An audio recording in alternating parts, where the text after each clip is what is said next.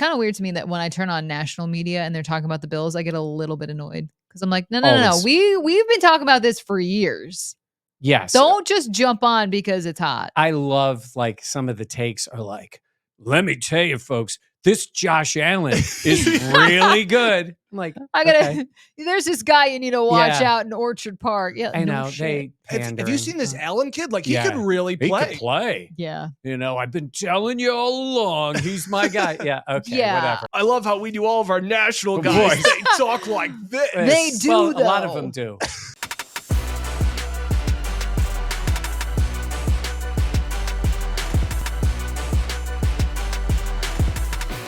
This is the Buffalo Plus Podcast, brought to you by Connors and Ferris. All right, welcome back to Buffalo Plus, the podcast presented by Connors and Ferris. Mike Catalana, I am Jenna Cottrell, and he's back. Our good friend, Dan Fates. Hi, everybody. He's got plenty of takes as well. Please be sure to like, comment, subscribe, and share. We're going to talk about where this Bills team is at. Josh Allen, Joe Brady, this game, what we see, the injuries. Credit to me.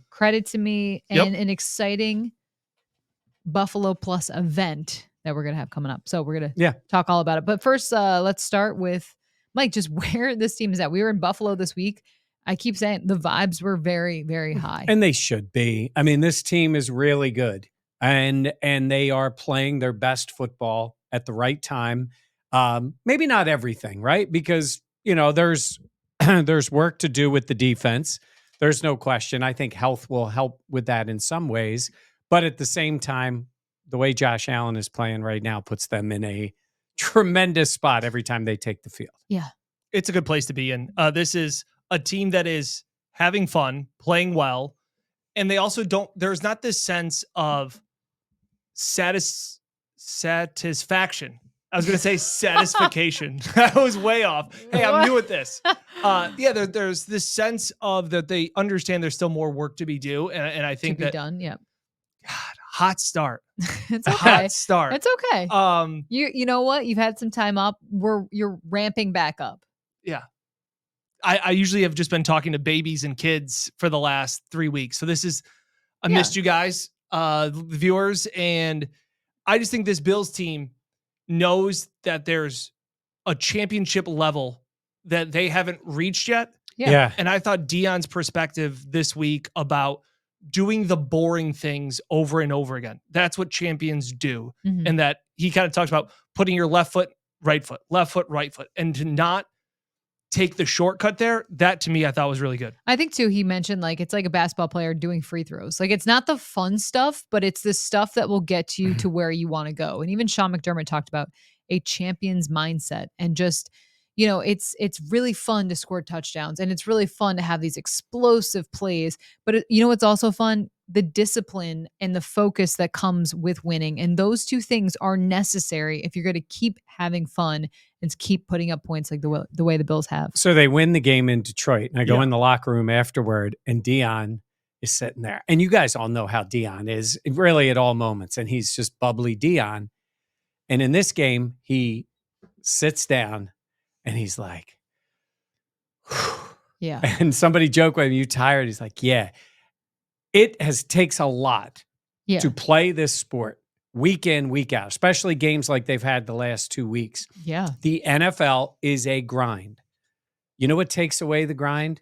Winning and great vibes. Yeah. And they have both of those things. Now, look, the winning helps with the vibes. Yeah. There's no question. Everybody feels a little better. But this team has kept that the whole year long. Yeah. Even the 2 games they lost early, and those were not great losses. When you think back to where they were at 3-2, even the Rams loss, which they know they should have been better in that game, and they weren't. Okay, you got knocked off. The way I look at this league, that helped them beat the Lions. There's no question. I agree. They were more focused and better. You knock off the Rams, it might be a different story when you go to Detroit. Maybe you don't get to as quick a start and all. That team was absolutely ready to play the next week. And I think they're going to be ready to play these next 3 weeks too. Sean talked about that on Monday, the sense of that Rams game left a scar. Yeah. And then he goes, when you get a scar in your face and you look at it in the mirror over and over again, like you learn from that. And to your point, like I do think that there is some validity to that because so much of this channel, so much of Bills fans, they just focus on the Bills, which I understand, but there's a whole league. There's other great quarterbacks, players, bad coaches all across the rest of the NFL. Lot of bad. Yeah. And what I thought Dan Campbell, when he went on his radio show on Monday and he talked about, he was pissed. Yeah. Like the sense of, I saw something on social media should the Lions move on from Dan Campbell so that Ben Johnson can be the head coach? They had won 11 games in a row. Yeah. And he even talked about, winner panic. Right. And he goes, we've won 11 games in a row. And now everybody thinks the sky's falling.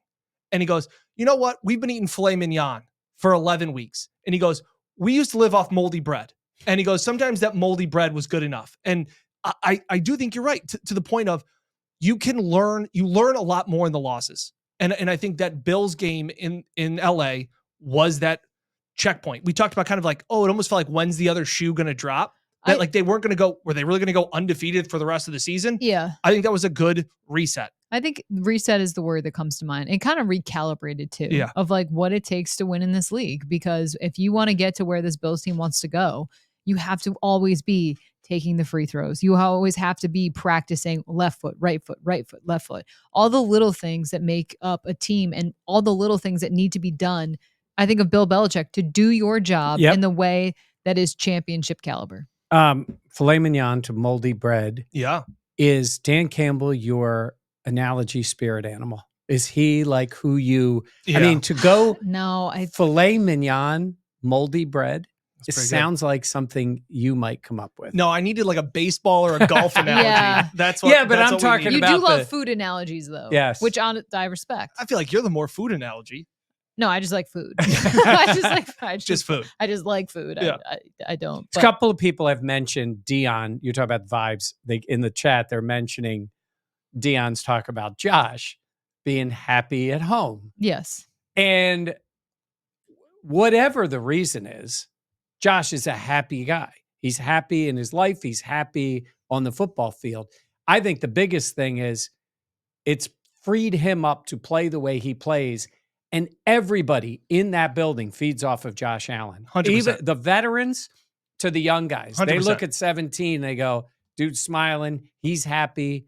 Even when they lost, he still came in with a positive attitude. Absolutely. And I think it plays off of everybody. Baseball analogy? But real quick, before you say that, Josh also talked about how when I walk into the building, I want everyone to feel that I'm having fun, that I want to be here. But also if I'm mad, it's because there's something that we have to address and there's something to be mad at. And I think you have to have both.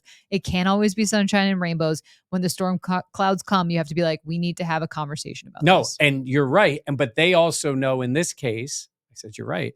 They also know but there was a case, well actually there too. No. It's Mike, not a well actually's me all the time. No, it's not a well. And by the way, these guys pick on. They do the same stuff I do, and they shake their heads. Oh, please.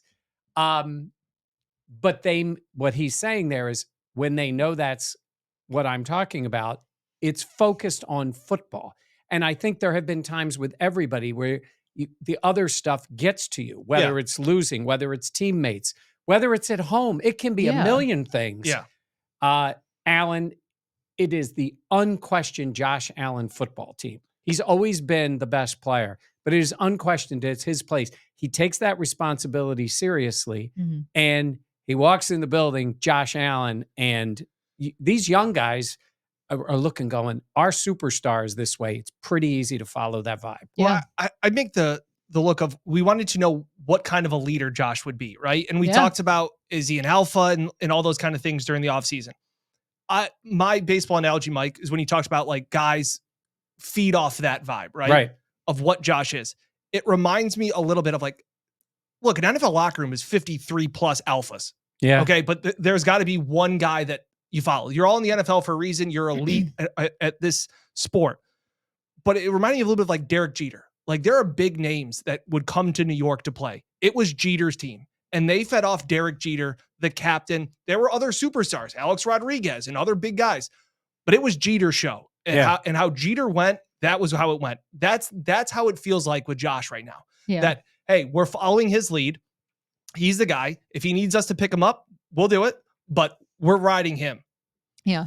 And honestly, the way he's been playing, Silly. I mean, Dion talked about just the vibe at home and how he is happy both Haley on Steinfeld and off effect. the field, which is great. And the results, Mike, on the field, 10 touchdowns these last couple of weeks. I mean, over 800 yards, no sacks, no turnovers, one negative play. Dan? The kneel down in Detroit. Yeah. When you've just beaten the Lions.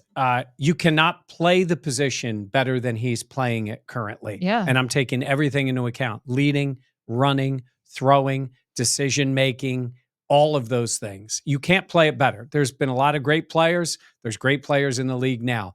This is maybe not total numbers, because it is kind of funny. Yeah. I think we're all in agreement. He not only deserves the MVP, he's going to win the MVP. Mm-hmm. He's had better total numbers. If you're just box score scouting. Which is crazy to think of. Yeah. He was in 20 and 21. His passing yards were higher, crazy amount of touchdowns, all that stuff. He was great. He's a better football player now, better leader, better at everything. Go ahead. Can I do my comparison? Sure. Have at it. It's my favorite one ever, and I always love to be able to bring it Oh. up. Can I do it? I feel like I've done it a bunch, but should I do it again? Yeah.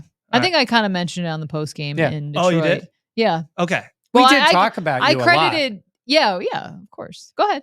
We've teased it enough that you should say it. It's just it's my favorite thing that Trent Dilfer would always talk about, that when he compared quarterbacks, he would make the analogy of a butcher and a surgeon, that they are two professions that use very sharp objects. The butcher uses a cleaver. There is flash, there is sizzle, there's highlight reel plays, but at the end of the day, you end up with a pastrami sandwich. A surgeon, they are educated, they are disciplined, they are leaders, and they use a very sharp knife, very fine, a scalpel, and at the end of the day, they can save your life. For a long time, Josh was the butcher. And that didn't mean that Trent Dilfer would also say too, like, just because you're a butcher doesn't mean you're a bad player. Like, it just means that it's the style of play. And he made the comparison of Cam Newton was a butcher. It was flash. It was sizzle. It was wow. That's what Josh was. But then he had Breeze and Manning and Brady. They were surgical with their approach. Yeah. And we were talking about it just on the TV show, the fact of now when Josh has those plays where he rolls out of the pocket, it used to be like, oh boy, no. Is he going to throw it to Pat DeMarco down the field in double coverage? Like, now it's, watch this. Like, it's methodical. There's a calmness. There's a composure that I haven't seen from Josh before. Yeah, I think composure is the right word. Yeah. Excuse me. And Josh said coming into the season, he wanted to limit the turnovers, and he's done a fantastic job at doing that. And we talked to Sean McDermott about it, and he's like, Josh is a goal-oriented guy. And when he has a goal that he's after, he's a dangerous person. So I think what you're seeing is Josh putting the time on task to be like, I want to limit this. I want to do this. And you're seeing the results of that. And credit to, obviously, we're going to talk about Joe Brady and also Sean McDermott, because I do believe McDermott recognized that he could build a team, or he and Brandon Beane build a team around Josh that would allow him to trust the guys around him, take the small stuff, be superstar Josh when he needs to be. But to Dan's point about the way he used to be, I think if you just look at it and say everything sped up when he was on the move. Yep. And now it's slowed down. And I think even though it did not end up in points, I thought the play against the Lions that he threw to Keon when he rolled to the side, ridiculous. So casually, looked, pointed down the field like I point. He points. I did the same thing in the post game. You did. So I can't. And he throws it on a line to Absurd. a receiver 50 yards down the field. Yeah. It's his supreme confidence. You know, before he always had a confidence in his physical ability to do things, but now he knows what he's seeing, how he wants it to go. And you talk about, it's not even that he's not turning the ball over. He's rarely putting the ball in harm's way or making bad decisions and getting away with them. His mind is now on par with his physical ability. Agreed. You know, when you see Josh Allen point down the field, some shit's about to go down. Well, that's what Ty Johnson was saying. He goes, Like- somebody said, well, what do you think when you see when you this? point? And he goes, well, first thing I think is something good's going to happen, is what he said. And then also everybody is on alert to say, let's go make a play happen. Yeah. It was like I asked Dawson Knox about the catch he made on that big third down in the game. And Josh put a little air on that. And I said, what were you thinking? I said, because he Justin sloughed it off like, oh, it was just, I made the play. I go, that's a hell of a catch. And I said, when the ball, he goes, well, I was thinking I better get on my horse and go get it because he did put a little air on that one. But everybody is on alert and waiting for this guy to do something spectacular. And then they all contribute to it. Ty Johnson making the catches, Knox making the catch, Mac Hollins making plays. Like so they're all on the ridiculous. same page. Just the Ty Johnson, the Bills' leading receiver when they beat the best team that everyone talked about crowning in the NFL. Khalil Shakir had a okay day, had a touchdown. And Amari Cooper had 0 targets. Yeah. Ridiculous. And he throws for 360. I want to get to Moon's Family Fishing for Yes. their comment for the super tip. I don't think Brady gets enough credit. Joe Brady. That's tough. It's tough to get more credit when Josh is also just that good. Does that make sense? It's almost like Josh is so good, he's overshadowing how good the play calling is. Like, you think he should be getting more credit, Joe Brady should be, or you don't? Or it's like Josh Allen is so good that it's easy to think that Joe Brady does a good job. But I will say it's a fair point because I think Joe Brady has done a fantastic job of what I was always screaming for in years past of give Josh free plays and give him the answers to the question before the play is snapped. And I think he's done a phenomenal job of that, blending Josh, what he wants, with what Joe Brady wants to do with running the ball and these kind of things. It's been a perfect marriage, but it's tough to sit there and say, to give Joe more credit with how good Josh has been once the ball is snapped, if that makes sense. Yeah, I agree. I think Beth's comment, it's a partnership. Yeah. It's a marriage. I feel it does really feel like there is the collaboration. And then you also allow Josh to be Josh Allen and take over when he needs to. So Joshua says, these are comments one after the other. Brady would be nothing without Josh, period. And then Tom says the correct answer is yes. Joe Brady's not getting enough credit. It's also like we've referenced Brian Daboll. Brian Daboll's job when he came to the Bills was to help build up Josh Allen. Physical tools, ability to do, I mean, let's be honest. We're looking at Drake Maye this week, who's made some really nice plays. Josh Allen literally hurdled a guy a few weeks into his career, made some incredible plays, even as a rookie. So the physical ability was there, but Daboll's job was to build up this lump of clay and help him get to where he is. Tremendous growth. Joe Brady got him at a point where it was a little bit of a crossroads for Josh because it wasn't going as great as he is. It wasn't working to what he should be. Correct. So to not give Joe Brady the credit, like he has put Josh Allen in a great space. He and Sean McDermott building up Josh's ability. This is why I say trust, take the checkdowns, take the quick play.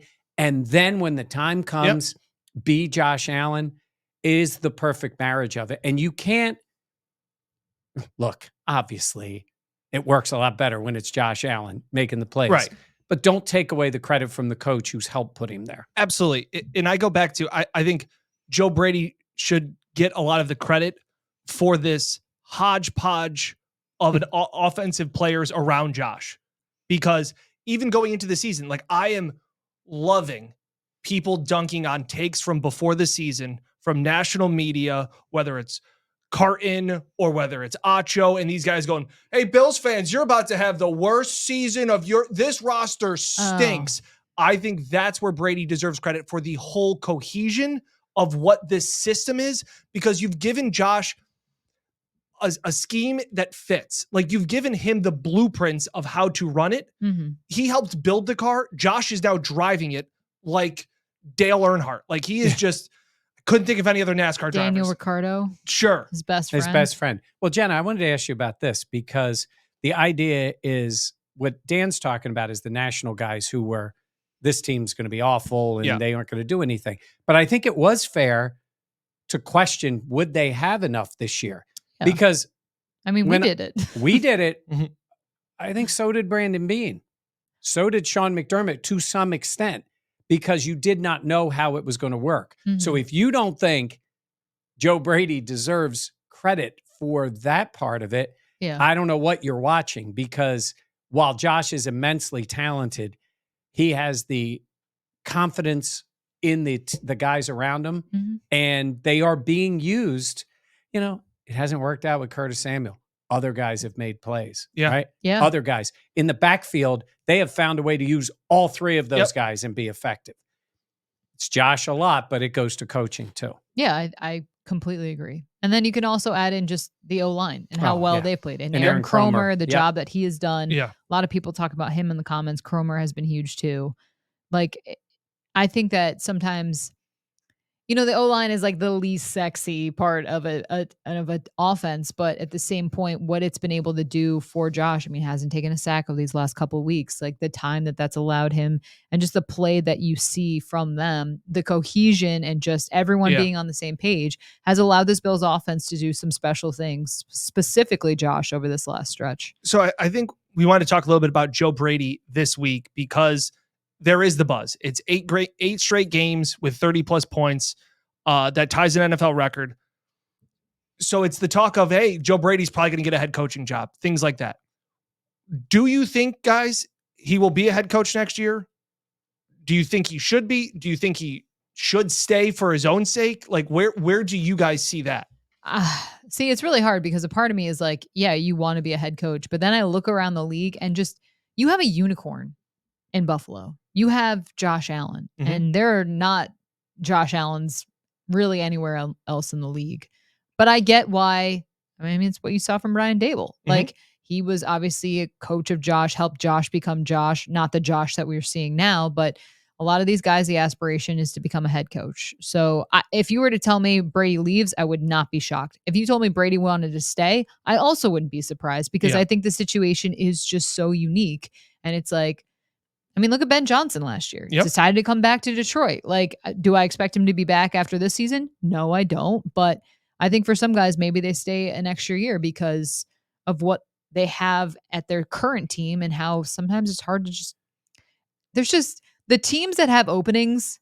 It's bad. It's definitely a challenge. I will push back on one thing. I don't think the decision for a guy like Joe Brady to make a call is based on what he can still accomplish with the Bills. I think it's more on if you get offered a job, it's about who's offering you the job. Like if you are him. But I don't think that happens in a vacuum.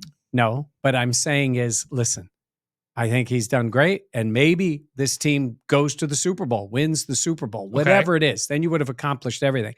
But at a point, a guy like Joe Brady, if the opportunity comes up, and let's just say, for example, I'm going to say this, it's the Chicago Bears because they have a talent at quarterback. We don't know how good he is. And he thinks, I can make this work. And they have these guys.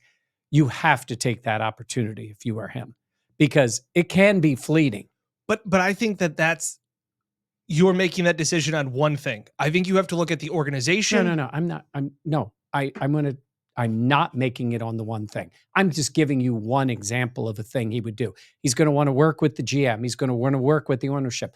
Don't take me on just saying it's the quarterback. I'm saying it's about the team he's going to go to. There are teams that are bereft of talent and have been really bad. Say like the Raiders have been, and they keep making mistakes. That may be a place you turn down. I'm going to say I don't think it's going to be Joe Brady's choice yet. I don't know if he's there yet. As great as this has been, I think the league has changed a little bit. And I think the flavor of the month or the flavor of the year offensive coordinator used to be the given. He's going to get the head coaching job. They didn't want to hire defensive coaches. They didn't want to hire anybody that didn't call plays. The league has changed. There is a lot of CEO head coaches. It's not always the cool guy calling the plays who gets the head coaching jobs. All of the first place coaches right now, except for Andy Reid, and I think is McVay now, are they in first place? Where are they? I think they're tied. Yeah. All the other ones don't call plays. The world of just taking the play call. Mike Vrabel's going to look a lot more in style right now coming back. And I'm not saying that doesn't mean Brady can't be a coach. I'm saying 5 years ago, it was best offensive coordinators getting the gig. I think it's changed a little bit in the league. And so for Joe, that doesn't guarantee that he's going to get that spot. If there may only be 3 or 4 openings this year. We don't know what it's going to be. But I'm saying I think it was best offensive coordinators are getting the gig. I don't know if that's the case anymore. I'll push back and say it's all about the quarterback. So it's who can handle your young quarterback because that's what the owners are investing all their money in. That's what the GMs are staking their livelihood on. is the quarterback. That's what keeps everybody around. That's what Sean McDermott is still here because Josh Allen has helped him win 11 games for 5 straight seasons. Like, let's not get around that. So I think it is who is best suited for your quarterback. So if you're talking about the Bears, or if you're talking about the Saints, right? Joe Brady has some connections down in New Orleans with LSU. But they don't have a quarterback. Yeah. Right. So you're saying, hey, we're going to want Joe to come in and help a young quarterback that whoever we draft or whoever we go and get, I think that's big. I don't disagree with you, but I would look at Houston and CJ Stroud, right? Okay. In what way? Who's the head coach? D'Amico Ryans. Yeah. Right. So it's not a quarterback guy, and CJ Stroud has played very well in his time there. He played what? I say played well. I'm not saying he's top 5. Look in Washington. They hired a defensive head coach. Quarterback has played really well. I'm saying I think I'm not disparaging Joe Brady. No, I'm saying a few years ago, I'm pushing back on what you just think the flavor of the week is, because I still think it is the Kevin O'Connells. I think if Shanahan gets fired, he'll find a job again in a heartbeat. But it's Shanahan. He's been to Super Bowls or a Super Bowl. He's lost. Yeah, he just loses games. That's all he does. Right. He's been to 2 Super Bowls with that team. Okay. What? No, like break. Like you guys are. No. Hey, listen, I think Brady's done a great job. And I think if he gets an opportunity, he's got to seriously look at it. And you're right. It's got to be the right setting. I just don't think it's always the top offensive coordinators getting the gig. Detroit guy, because he's been there and he's put up the massive numbers, I think he's maybe going to have his choice. But I agree with Jenna where it's the sense of, sorry, Go ahead. No, go ahead. I agree with you with the sense of, I think Joe will have an option, and then I think it'll be his choice, whether he weighs that as, do I want to go to the Bears, a dysfunctional organization that just can't seem to get it right, or do I wait another cycle, run this back again, no matter what the result is, and stay with the unicorn in Buffalo and get more experience and learn more under Sean McDermott and the mentorship that he can provide. I don't think he has to jump to Jenna's point where it's like, you have the unicorn. The unicorn's not going anywhere. You can stay. That's how I feel. That doesn't mean he wouldn't leave this season. I just think it's more, I feel like for so long, it's like, if you get a head coaching opportunity, you go. Whereas now I feel like there's a little bit more control of like, hey, let me see which head coaching job would actually be a good fit, because I can always go back to Buffalo where I have the NFL MVP as my quarterback. So I just think that if I were Joe Brady, I would be judicious about where I go, because look at Brian Daboll. I mean, look, you go to New York, you have a great first season, and then look at the tire fire that is the Giants, and you're about to get fired. So when will your next opportunity be? Yeah, you go to New York and your GM lets the second best player in the league walk to your division rival. Yeah. And you also sign a quarterback to a contract that had no business in that, all those things. All that stuff is true. And you also make $25 to $30 million guaranteed. Okay. But absolutely. Yeah. And you know what? You're right, Mike. That's fair. I'm always in the belief of there's 32 of them in the world. Like it is a very sought after, and that's what you work for. Like you work to be a coach, to win Super Bowls and become a head coach. That's why you go up through an assistant ranks, and that's why you spend so much time away from your family. But maybe this is why I'm in Rochester, is because I would look at it and say, you know what? I have a good opportunity where I'm at. I don't really need to have, why am I going to do this job that sucks and I don't know how long I'll be in it for? Because you could be making a lot more money, but that doesn't mean you'll be happier. I'm not disagreeing with that part of it. You wouldn't get to be in between us. Now she's second guessing. I started a hot debate. Credit to me. No, I think. Are we going to bet on this also? I'm also wondering where Joe Brady is in the pecking order of the NFL. All it takes is one owner that says, this is the guy I want. Yeah. And maybe he's ready. I mean, a year and a half ago, he was a quarterback's coach. And now he stepped in. He's done a really good job. Yeah. But I also wonder, the one downside for this year in this cycle is there's no great college quarterbacks coming out that you could jump in with a team and go, I got this guy coming in. They want me to go in there. I get him from the start. Mm-hmm. So that part is a little bit different. Where does Shedeur go? Yeah. If you think about that, it's just, so here's my one thing that we can wrap up Joe Brady. Awesome debate. Let us know what you guys think. So here's my thing. Because so I'm sorry, somebody said you needed to use one of your timeouts better time management. Give me 20. Give me 20. It's Walter. Thank That's you, Walter. That was very amazing. funny. So- oh my God. So obviously That's it's perfect. whether, the thought is, when does Joe Brady become a head coach? Does he become all those things? I will say this. I hope Joe Brady doesn't go. So let me put that out there first. Yeah. I would also want Bills fans to know, I think they'd be okay if he does. Well, because you have Josh Allen. Because you have Josh Allen. Yeah, Right? yeah. So like this I is don't think this is the sense where people are like, oh, we can't lose Joe Brady, all these things. Whoever the next offensive coordinator comes in gets this quarterback. Yeah. And again, we had this debate before about, are these the best coordinators under Sean McDermott? And I said no, because I still think what are you poking her I for? want Jenna to call timeout here Why? because they hired Ken Dorsey. He Yes. sucked. Yeah, but That's my point. But that was pre-Josh. Like that was pre this. wait. That was pre this Josh Allen. I'm talking about when they made him the offensive coordinator. And you said it was the wrong choice. Just because you get Josh doesn't mean it's the right guy coming in. But you're getting a Josh right now is That's different so than what different. Ken Dorsey had. Yeah, because that Josh was was right still after frantic. Dable. Yep. It was still like He was pretty damn good under that- Dable. Absolutely. Yes, Yeah. but he was good under Dable, but he's obviously not where he's at now. Right. So that's why I feel like it would be a different situation. Man, did I miss this? Need a cigarette. I think Haley had a really great comment. I'm going to go back to it The pens are flying. because she said, problem is you're all right. And she said, it's really what Joe Brady finds the most important. Yeah. And I think that is really true. And we'll And we see are- throughout this process, not in the building. Not in the building. Yes. I ran, Mom and dad stop fighting. Kendrick. Yes, that is 100%. I'm going to get, you know what? I'm going to commission someone to get a penalty flag.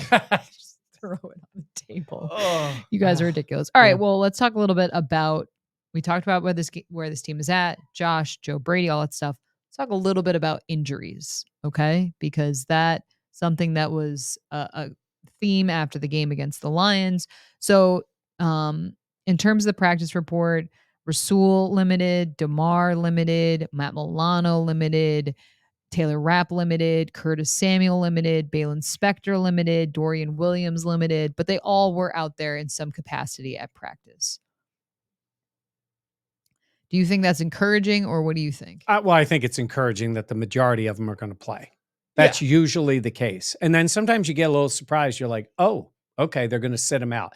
Whether that's one of the safeties, both of them. I mean, who knows? I mean, look at last week. You know those guys couldn't play because you're going against the Lions and you know what you're up for. And, Rasul didn't play and neither did two of the starting safeties. And you went out there and shut them down on the first two drives and ended up beating the Lions. They had, 14 points with a minute and change to go in the third quarter? Yeah. Crazy. Which was crazy. Hey, Mike, don't provide context. They gave up 40. No, that's right. They gave up 40. Yeah. Context doesn't matter. Yeah. Also, great comment from Job Somerville. Can someone point to the direction of the building? It's really good. It's over there. Do you think Micah Hyde plays this week? I think he's elevated from the practice squad. I think he could be inactive, but I think he's elevated. That's fair. He's put on some weight. He's eaten a lot of bacon. He said he's been eating a lot of the facilities free bacon, That's which it. honestly support that. Yeah. Love that for him. Yes. And look, you want to get him. I want him on the field. Joe Abb, sorry. I do want to see him play. Yeah. And I want to see him be ready if they need him, because the reality is when they need him is when they're going to really need him. Yeah. Like it's going to be in a playoff game. Yeah. Doesn't mean he's going against, Drake Maye twice and what's that guy's name? The other guy next week. Rodgers. Yeah. Yeah. Oh, that guy. But I think you need to see him on the field and see what he has, because he hasn't played in a football game all year. Yeah. And he didn't have camp. He didn't have any of that stuff. Yeah. So yes, I'd say I definitely think he will get brought up from the practice squad because they can do it 3 times. I think we might see him on the field Sunday.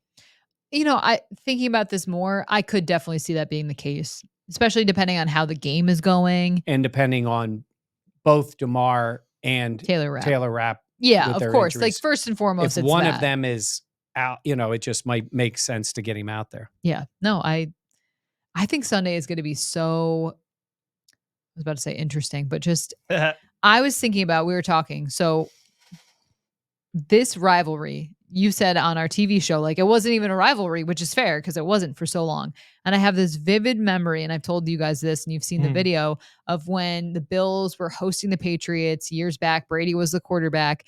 And obviously there's only one tunnel at Highmark Stadium. Oh, yeah. And the Pagulas are walking down the tunnel in their stadium with their team, and security moves them out of the way because Tom Brady was running out of the tunnel. Like, I just feel like that is so indicative of what that looked like for so long between the Bills and the Patriots. Yeah, for the longest time, Tom Brady had the second most wins in Orchard Park. Like, that was the level of dominance. Like, you're right. It wasn't a rivalry. It was the little brother constantly dunking the little brother's head in the toilet and embarrassing them time after time. Yes, it was his dominance and their incompetence, because the Bills were never able to have a quarterback in the building for more than a few years. Like, Fitz had a nice little run, Short and Flutie before that. And, but they're all a couple of years is basically all they did. Yeah. And now you are the ones with the quarterback, the envy of really most of the league. I mean, I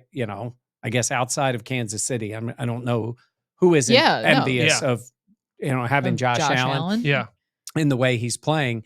And it also makes me, think about this division in general and the place the Bills are in, because part of the reason the Patriots were so good and the Chiefs have been so good is dominating the division year after year. Yeah. And winning the most games, usually the 1 seed. Yeah. Having a bye, because it used to be 2 byes, having a bye, the Patriots would do that all the time, walking into the playoffs knowing it's coming through Foxborough. Yep. Yeah. It's such a huge advantage. If the Bills were able to get the 1 seed, when you take a step back and you go, hold on, you're talking about 1 game, AFC championship in your building is incredible, right? What a difference 2 wins as opposed to 1 and all that it takes. So, because you look. Got chills. Well, you look. Got chills. The Dolphins are in a strange spot right now. They have a somewhat starting to get a little older offensive side. They don't know what's going on with the coach. Tua's what he is. I think they know. And then you see what the Patriots are. Mm-hmm.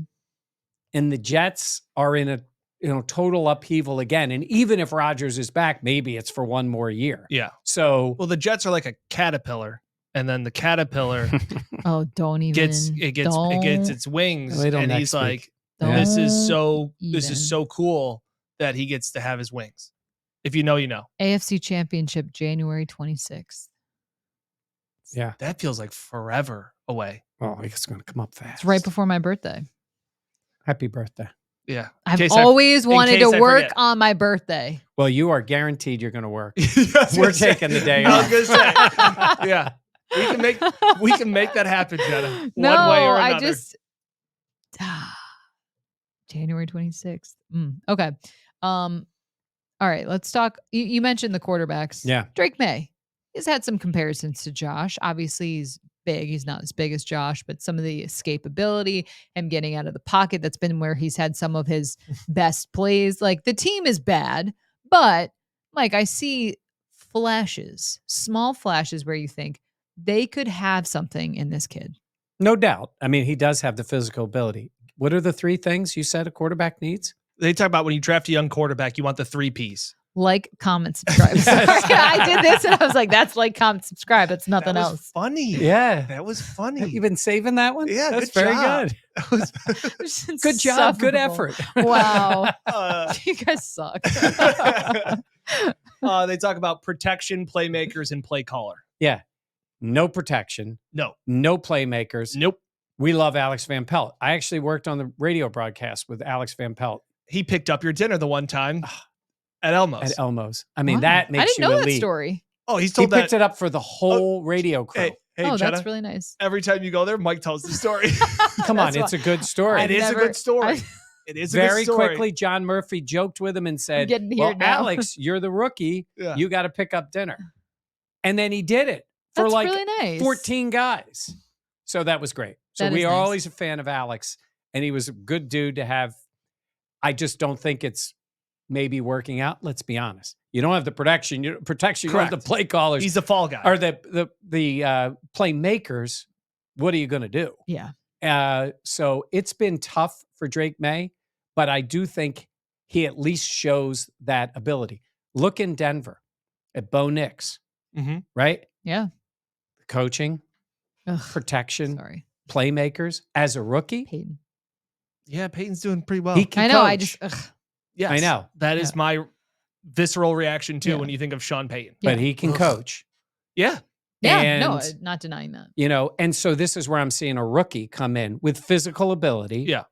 And not having those things. That being said, I guess if you're going to look at New England, you would say, if as a Bills fan, you go, I would wish they had other stuff and no quarterback than potentially having the 100%. quarterback. Yeah. Because they can find the other stuff. Yes. Even the coach, because I think they're going to be changing a coach too. Yeah, that's fair. I think Josh Allen has like ruined the draft process, and like for any quarterback that is 6'4" and can move, everybody will make the comparison of he's got some Josh Allen in him. Yeah.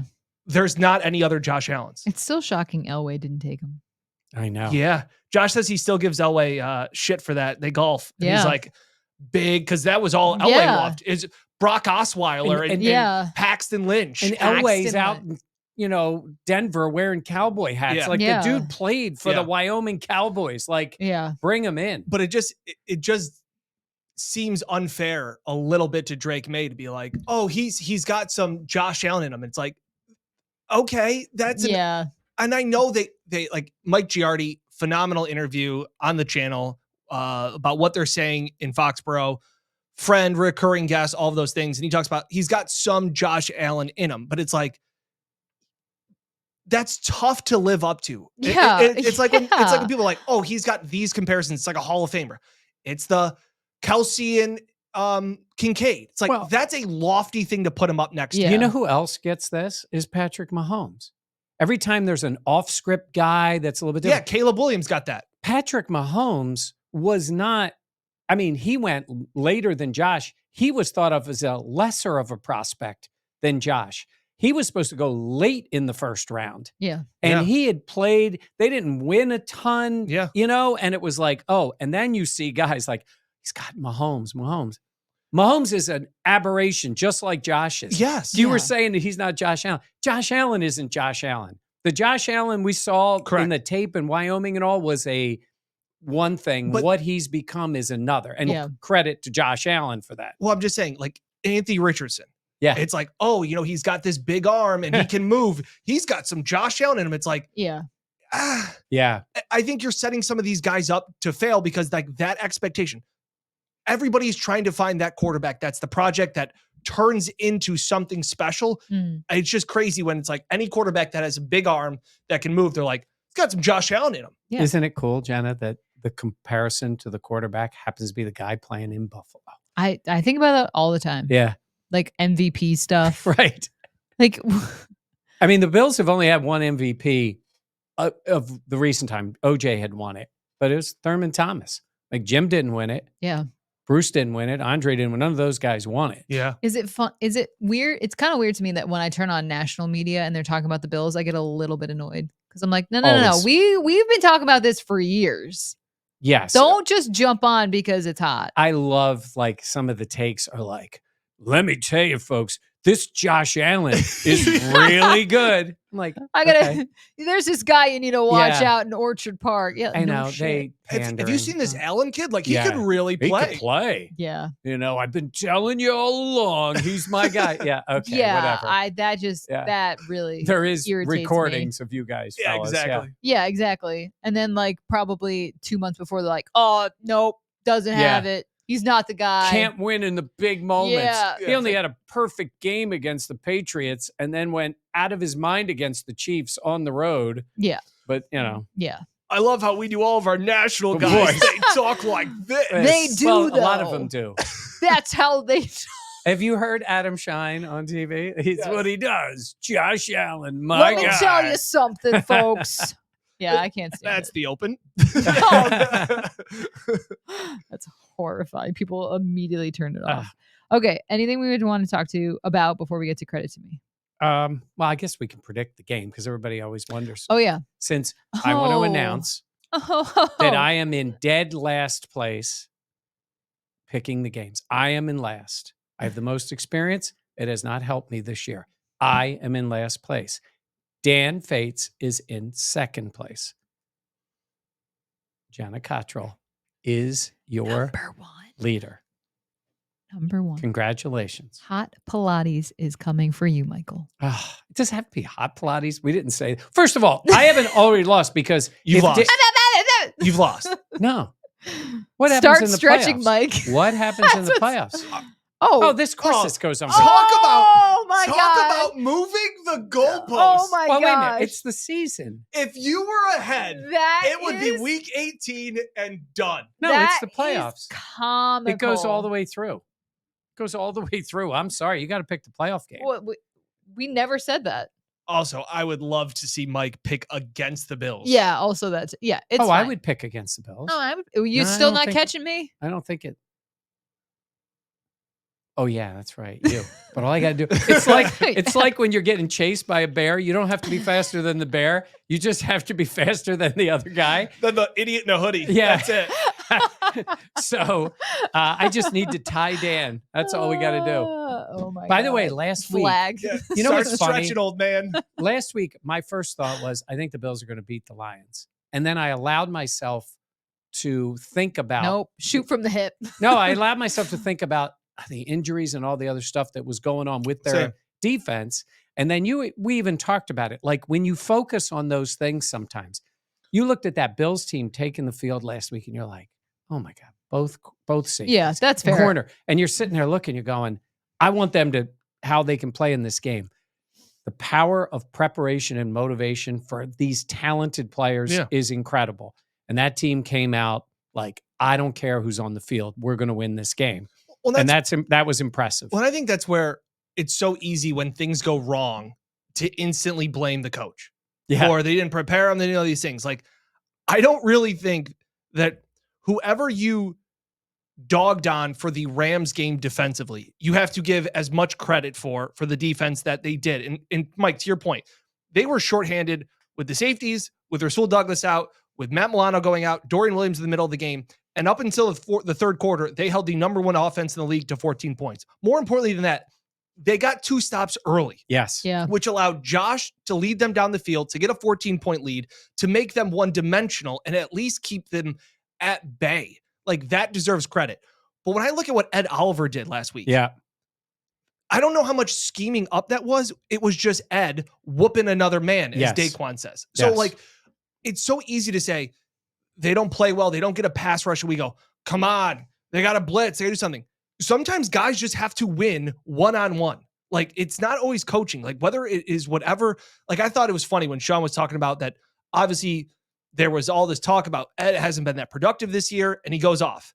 And Sean said, like, yeah, he's a stand-up guy. He took that personally. We had conversations. He had a phenomenal game. We need that from Ed every single week. Yeah. That's the consistency. And then he goes, but if you guys want to continue to piss him off, like, go for it. Like, and the responses to my tweet were like, Sean says bullying's okay. We're all good. Continue to bully him. Like, it was like, that's where sometimes I push back, where it's so easy to say the coach didn't do this or the coach didn't do that. And then when things go well, the players get the credit. When things go bad, the coaches get the fall.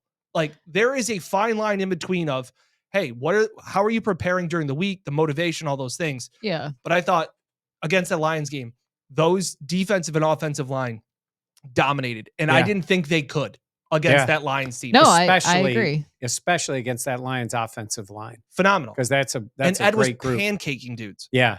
Ragnow, the center, I mean, he's one of the best in the league. He just shoved him into the backfield. So, and your point about the great start, it gets skewed by the numbers. It's like, Jenna, I saw that Terrell Bernard's PFF number was lower or whatever. I'm thinking, how about a little context here? He's playing linebacker. At point was Balin Spector, who is next to him. Everybody else is out. Both his safeties are out. The corner is out. Like, it is a different game when you're playing like that in the back part. And they ran 1,000 plays because the Bills kept scoring touchdowns, and then the Lions would go the other way. Yeah. All right, let's do credit to me. Well, one quick thing I wanted to mention. We didn't even get to picks. Jake you guys were says, going off on your own soliloquies over there. Jake says, Mike has a long walk to the booth when Dan and Jenna are both standing on the sidelines. you are correct, Jake, when one of them is with me. But on a day like the home games or when it's somebody's coming up to the booth with me on days like this week. So it's like the ivory tower. Yes. It's kind of nice on Sunday. It won't be. Yeah. Not going to lie. As Jenna that says, down. not going to lie. Not going to lie. I'm not upset about that. All right. Your pick. Bills. Don't act like you're not excited to be on the field. Nah, I'm kind of pumped to be Yeah, back. exactly. I think this Bills team is just far and away the better team, and avoiding the letdown, I don't think will be a problem, because I think this Bills team, instead of looking at what the Patriots are not, will look at themselves to know what standard they have to play up to. All week we have heard that you have to have discipline of a championship mindset, things like that. It doesn't seem like it's anything of overlooking a team. There wasn't cliches. Michael, are you interrupting my class? No, just go ahead. What's the comment? Just Dean says, start hydrating now, Mike. For my Pilates class. Oh, I was like, for the walk to the booth? No, for the Pilates. Yeah. Also, we'll make a video out of it. We will absolutely make a video. But yeah, Bills, I think, are just the better team. Patriots are decimated defensively. They're just not very good. Listen to the Mike Giardi interview if you haven't already. For a Bills fan, it's 30 minutes of Patriots misery that you would thoroughly enjoy. Bills win 34-17. All right. I like Steve Noble's comment. Losing to the Rams was very important for this year's journey. It was a huge wake-up call and happened at the perfect time of the season. Steve, I agree with you. I also have the Bills winning this game 34-17. Bills are the better team. They're at home. They're back. I think it's Josh Allen and the Bills against the Patriots. That look, Drake Maye has some flashes. We talked about it earlier, but it just the level of talent is far and above better in Buffalo. And I expect to see those results play out on the field. So I have the Bills winning this one 34-17. Yeah. And that 17 is like a Patriots who cares touchdown at the end of the game. So bad news for the Patriots in the fact that the Bills, Josh Allen has been all world, but this defense has, I wouldn't say something to prove. They want to just have a big effort. Coming off 2 games where they gave up in the 40s, regardless of context, right? That's what the numbers are. I think they're attacking the Patriots in this one. I have a little more faith in the defense. I have it 34-14. We all pick 34. Yeah. Isn't that All something? 34 points. Yeah. I think it's a dominant performance. I don't see, and we usually ask the reporters in the other city, like, what's the path to a win? Yeah. I didn't ask the guy with Detroit because it's pretty obvious the way Detroit plays. The same with the Patriots in the other direction. Yeah. Like, you kind of know. And it's like, I don't really think there's a path unless the Bills came out careless, giving the ball away. And the only way I could see that happening is if the Patriots drag the Bills down to their level. Yes. And they play just very poorly and unfocused. And I don't think at home that's going to happen. Yeah. Okay. Credit to me. You start. No, I want you to start because I think yours is great and I want to go off no, of it. I need to. Really? Yeah, I think yours is perfect. Okay. All right. Credit to me.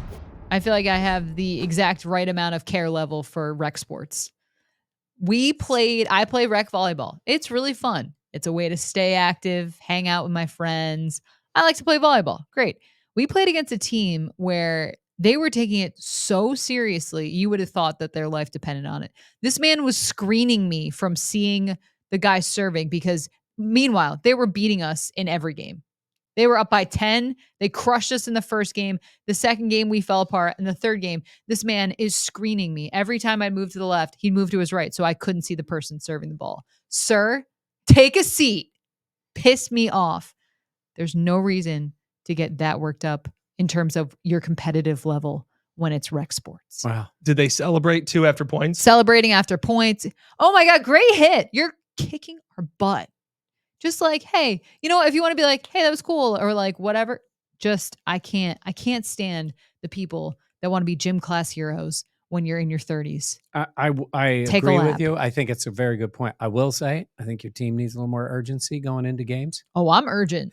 Not everyone's I'm urgent. I'm exactly the same way because we talked about this on our drive up to Buffalo. And I thought it was just so funny because I play beer league hockey and we're all in our 30s. And then there's one team of kids that like apparently thought they were going to the OHL and they're playing in our league. No. And I think they have class in the morning and we're sitting here like, I got to get back to my kids. and they're checking and they're celebrating after goals. It's like, Yeah. dude, like their girlfriends are at the games. It's like, guys, like take it easy there, champ. Yeah. No. If you're spiking, I'm trying not to get injured. No. That's my goal of like a little bit of physical activity, some competition. Oh, it bothers me. Like spiking the ball on me. I felt like, the scene from Meet the Parents. Yes. Hey, dude, chill Florence out. Nightingale. Yeah, chill out over there. All-time great scene. Yeah. Oh my gosh. You're there to have fun. You're there to stay active. You're there to enjoy yourself. You don't need to demoralize the other team because your ego needs that. So I used to play basketball lunchtime, not that long ago, but we stopped playing. And I brought a guy from work one time who was desperate to play. Mm-hmm. He wanted to play with us. So he's like, all right, he belonged to the same gym. He came, he said, I can play. And he started playing. And he played defense in pickup basketball where he was picking up the other guy. Nope. Full length of the court. Nope. What? And guys are looking at me. And I'm getting blamed for this. Yeah, you brought this into our building. Yeah. Yes. And I had to say to him, dude, like, look around you. And everybody's like, we're all going to work after this. You're not going to the G League, sir. Yeah. There aren't any scouts in the stands. Yes. All right? Nobody's impressed by your 3-and-D. Yes. Your Full court 3-and-D. pickup. Yeah. Full court press. Yes. That's what happened. Yeah. All right. Me? Yeah. Next? Okay. So, there's the old phrase, old dog, new tricks. I'll say, I'm going to refer to myself as an older dog. How about that for this? And sometimes you have to learn, you have to grow.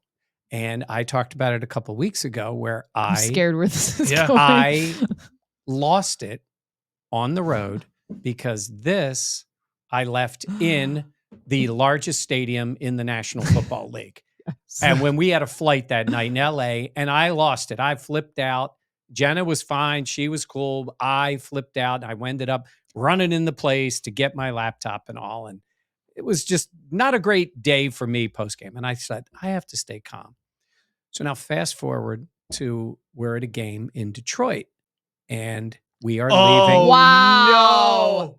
We are leaving. Wow. No. No. Okay. Let me just finish my point. We are leaving. Okay. To go to the game, and I looked, and I did not have. I had my credential and the parking pass. I didn't have Jenna's credential, and so I then said, "Okay." I stayed calm, and I went upstairs. I looked. I couldn't find it. I asked Jenna to text the person from the Bills. They got us another pass, and it worked perfectly. We went to the game. I did not flip out. I did not lose my mind. So I learned to try to stay calm in the moment. Full disclosure, I messed up. I forgot the pass. I wasn't even going to mention that. No, I thought that's where it was going. I know, but I'm saying like we're about accountability on this podcast. I messed up. I forgot the pass. It's on me. Like the Bills in those certain circumstances, I thought last week I lost it and I wasn't prepared. Yes. So this next week I sat there and thought, okay, this is not good. And I sat there and said, take a breath. Let me check the one spot that I did not look. I looked through. I didn't tear my bag apart. And you made the call or made the text. Actually, and it worked out Kaylee. Great. Yeah. Do you want to do Trust Tree? Yeah. Do you want to tell our side of the story? Oh, fuck. Now we have to. So I had Zach, my fiance, I called him before the game and was like, can you see if I left the credential in my bag? And he was like, oh, yeah, it's here. And I was like, oh. No, that's not the part I was thinking of. Oh, no. Well, let me finish. So what time of the day was exactly? This? So it was during the game. Oh, during the game. Okay. I thought you meant before. All right. So I knew. And I told Dan, I was like, I got to tell him. And Dan was like, just wait. I was going to fast forward a little bit or rewind a little bit. Jenna's texting me, Mike lost my pass again. Mike has lost it. He didn't have it in LA. And now he's losing my press pass. He doesn't have it. I didn't say he doesn't have it. I said, No, he doesn't have the pass. I was genuinely concerned that I was like, and then I get a text something was during happening. The game. Dan, all caps. I'm like, oh my gosh, what's going on? I messed up. And I go, take it to your grave. I go, take it to your grave. I was not even mad that Jenna, because I had screwed up the week before. Yeah. It can happen. Yeah. I was not mad.